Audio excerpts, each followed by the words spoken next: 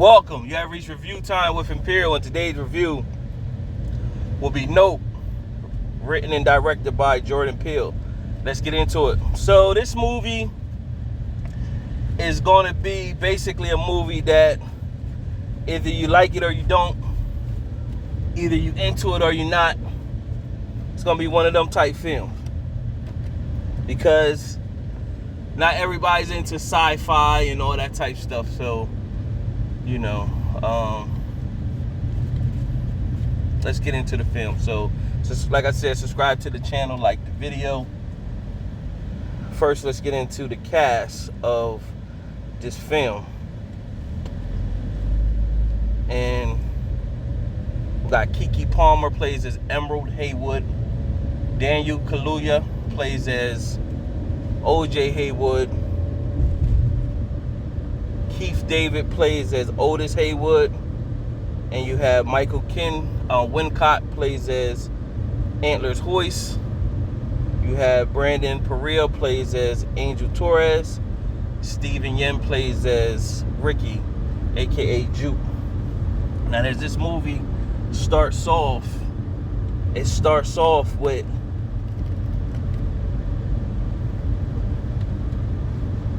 a chimpanzee with a birthday hat on.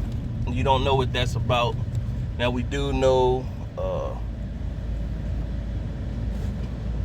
Jordan Peele's company is called Monkey Paw, and if you dig deep enough, you'll find some meaning behind the monkey paw and all that, if you want to get that deep. Nevertheless, you see the monkey hit somebody's foot, basically checking to see if his life's still in him, but you don't see him moving, so you don't know what's up with that. You just keep it moving, and it goes to Otis and OJ at the ranch where they breed horses. This ranch was created so that it, at once, for Hollywood that needed horses, they would produce the horses. Their great relative was one of the first film actors in a movie to play as a horse. And so, I said to play as a horse. Play as a character in the film riding a horse, rather, my bad. And so from there, at the ranch, they falling on hard times, you can tell, and basically Otis is telling OJ, like, you know, keep your head up, keep pushing, in so many words. So OJ's heading up to the house, and he hears a weird sound, and he looks up in the sky, and all of a sudden something starts dropping out of the sky. So at the moment you're watching this, you're thinking, hey, maybe it's like birds gonna fall out the sky or something like that. You don't know what's falling out the sky. The way it looked like whatever was in the sky sucked the life force out of the father. And when it sucked the life force out of the father, he just clunked over. But you don't notice until OJ is taking his dad to the hospital that blood is gushing out of his head. When you see the end result, something hit him. You don't know at the time that something fell from the sky and hit him. The investigators and everything wrote it off as just a private plane that flew and it dropped something out of the sky. So 6 months later, OJ got a commercial that needed horses. His sister Emerald's supposed to be there, but she's running late. He's not really a people person, so he's trying to tell the people, like, the rules of with the horse: don't get behind the horse, don't give the horse eye contact. And then the horse was sitting there, so at one moment he told them, hey, we need a break. They didn't want to listen. They pretty much say, we need to go at this moment. Emerald showed up. She gave her basically her spiel on everything about the horses. She's energetic, but by this time the horse has been waiting so long. The horse is restless. They showed the horse a picture of himself in the mirror, so of course that's making the horse look as if the horse someone's challenging the horse by looking them in the eyes. The horse reacted and kicked in the air, which in return knocked. Lucky the woman didn't get hit. She had something in her hand and the horse kicked it out of her hand. So they lost that gig. At this moment, OJ took that horse, which was called Lucky, to his neighbor that had a ranch that was running the business, Ricky, aka Juke. So he had a ranch and he was running shows at his ranch with a crowd to get the crowd to think they're seeing the UFO in the clouds and the horses running off or whatever. So he noticed something. That's why he put on this show. He noticed something in the clouds. And so he's been getting horses from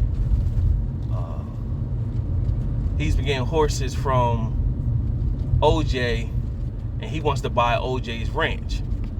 So Emerald shows up and pretty much he wants to sell his horse Lucky, and he pretty much Emerald has came there. Emerald is energetic. She's asking questions. Oh, you was in the Hollywood, and he begins to tell her the story on the chimpanzee. He was on a set back in 1998 when that chimpanzee, that situation happened. You find out that the chimpanzee name was Gordy. They had a sitcom show and it was a birthday episode, and Gordy snapped. And when he snapped, he went off and went into a rage and killed everybody on the set. And so when he killed everybody on the set, Ricky, aka Juke, survived. He survived the set. But they reenact that. So he's telling the story, but they later show that whole scene. So nevertheless, he gives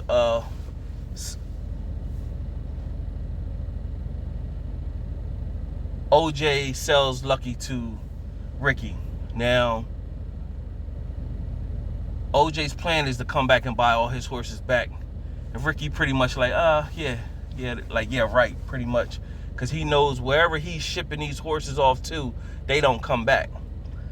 So in movies, sometimes they go by different like acts, like act 1, act 2, act 3. So first act is Ghost. So Ghost was the horse that the dad was on. So when Emerald and OJ is at home communicating with one another, they pretty much are reminiscing on how they grew up with their dad and everything. And they see, Emerald sees that Ghost is in the arena where the horses be at. Why is that horse there? And that pretty much Ghost roams on his own. So OJ goes out and see OJ goes out and see Ghost and pretty much talk to him. But the horse out of nowhere just jumps over the arena fence and heads to where the cloud's at. So Emerald's pretty much like, where he going? OJ like, I don't know. So he goes to find out where he's going, and when he goes out there, he doesn't see Ghost no more. And he hears Ghost making a sound, but he doesn't see him.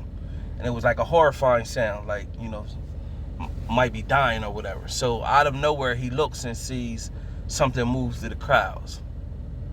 And he comes back, talk to Emerald, and he's kind of standoff. She like, what did you see? And he said, you're not going to believe it. So he tells her he sees a UFO. She gets in her mind saying, well, we need to capture it, because if we capture it, we can make some money off of it. And so they go to an electronics store called Fry's and to get some electronics. So the worker there name's Angel, and he's there. He's telling them that they're going to need somebody to come install it, because he can install it because he does it all the time. He's down on his luck. His girl pretty much left him. She got a job at for the CW sitcom, so he needs something to do. So he sets up the installation and everything, and he pretty much asking them like, what y'all looking at, like what y'all trying to capture? And they like, nothing, you'll find out. And so he's pretty much saying, I can monitor y'all security system for free. And so they pretty was like, nah, we cool. So that night, while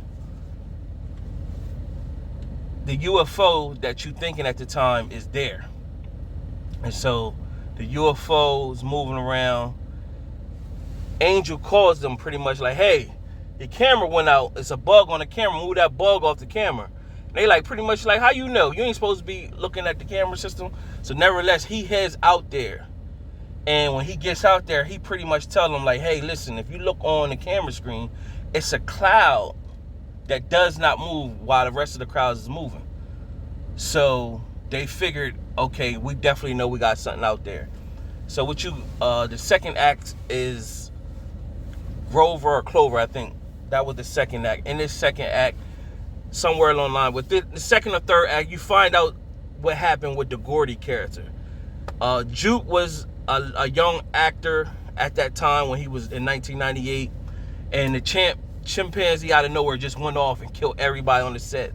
And there was a scene where the chimp does a fist bump, and Gordy sees Juke, aka Ricky, underneath a table, and he goes in and he's scared like he's gonna get killed. And this was actually act 3 with Jean Jacket. So he scared, but then when Gordy recognizes him, he just puts his fist to give Jupe a fist bump, and then the police came and blew his head off. And that's it. So I said all that to say, I'm gonna watch a whole bunch of other videos to get more detail. I don't understand what was the purpose of Gordy and the whole time, other than that it tied in with Jupe, where he was a child star. But other than that, what was the significance of that? Even throwing that in there, that part ain't matching with me. So it was just thrown in there. I don't know if they leading that to build up for another movie. So, you know, what they said what took Gordy to go off. They mentioned something about the jungle and he just went off, whatever. So that's another story. But nevertheless, getting back to the actual scene. So it shows up that Act 3, OJ has it in his mind. He wants to go get his horse back, Lucky. On his way there, you have Ricky putting on a show for his observers. So it's about 40 people. Like I said earlier, he was looking he knows something in the clouds. He don't know what it is. And every time he sends those horses out there, the horses don't come back. So what you find out is that the horses are being fed to the cloud. You find out the cloud is not a UFO. You find out that it's a monster up there and it needs to be fed, and it's very territorial, and they find out that the monster doesn't like to be looked in the eye. So when Ricky went to go send Lucky out there, Lucky wouldn't move, but he was inside like this clear box that was mounted where it couldn't be sucked up. So the monster comes and sucked the 40 people up, including Ricky, killed them all. By the time Lucky shows up, he's trying to get, I'm not saying the time Lucky showed up. When OJ shows up to get Lucky, Lucky's still in that box and Lucky won't move. So when OJ pretty much seen it coming towards him, that's when you see that it's a monster, because the hole opens up and it's sucking whatever's in this space, and he figures it out that it doesn't like to be looked at, and that's where it attack you. So they get these ideas up. Emerald, that she started thinking of who could catch this shot just so we can make money. So she calls a guy up that pretty much tells her, shoot the breeze. I'm not coming to where you're coming to shoot this shot. However, Antler's hoist that's where he comes in. And so he calls her back, pretty much letting her know, like, hey, he heard on the news that a whole ranch, an observer, like 40 people went disappeared. So he knows there's something out there. So he shows up. And when this monster comes down to attack, it kills any electricity that's near it. So he shows up with a camera system that doesn't run off electricity. So they're hyped about that. He's trying to catch the shop. They come up with this big plan. So it doesn't like floating devices, and it spits that type stuff out. So they start thinking about things that they could use. It doesn't like the colors either. So they start thinking about things they could use to survive. So this guy shows up, and it just shows how new wave technology. This guy out of nowhere shows up. He got an electrical bike. He got a helmet that has a video camera on the helmet. It's all electronic, and he pretty much said, "Hey man, what's up in that cloud? What's up in that cloud? I'm going to go see." So he doesn't know once this thing gets attacked, it shuts the electricity off. So it shows the guy shooting up to go head towards the cloud, and of course when it gets close, and he just go flying off of a motorcycle. Nevertheless, that same motorcycle, when is used by Emerald at the end. So the cameraman pretty much, he wants to get the best shot. So he goes on top of the mountain. He's trying to get the best shot. He wants to film him getting eaten. He want to sacrifice himself. He want to film himself getting eaten by the monster and everything. So he sacrificed himself, but the monster chewed him up, spit the camera, and that went rolling. So what happened from there, now you had OJ who's sacrificing himself so his sister get free. So when the monster went towards OJ, you think OJ gets sucked up at the time. She flies off, and not fly off, she rolls off an electric motorcycle. She heads to Ricky's ranch. So she know what it doesn't like. It doesn't like floating devices. So Ricky has this big floating character of himself. So she, in her mind, is if it floats up and suck that up, it'll burst inside because it's gonna get clogged up. So she does that. Meanwhile, Ricky has this old time picture shot that shoots pictures by being wind up. So she studied doing that, and what she ends up catching is the shot where the monster sucks up the floating balloon of Ricky, and then it bursts. And at the end, you pretty much see OJ show up on a horse with Lucky. She was still alive. Angel lived. And that was pretty much the end of the film. There's really no post-credit scene, although at the very end, after the credits go up, you do see, like, it lets you know that there's an actual ride at the Universal Studios that you could go in for this movie. Other than that, decent film, especially if you into the whole sci-fi and aliens and monsters. That's what it reminds you of, those old monster movies from back in the day, like The Blob, like Creature or The Night, all them type sci-fi movies from yesteryear. You know, if you into that type stuff, you will enjoy this film. Out of my 4-star rating system, I'm gonna give this a 2.5 out of 4 stars. I see some missed opportunities that it could have been, but overall, decent film. Just a little different when you just see it and watch it and see how it plays out. Still going to be, I will be tuning into other videos that people that really dig deep in all this stuff to find out what was the heck of the meaning of Gordy, that whole scene, besides tying it into Juke, aka Ricky. Besides that, I don't know what was the point of them even putting that in there. But nevertheless, like I said again, till next time.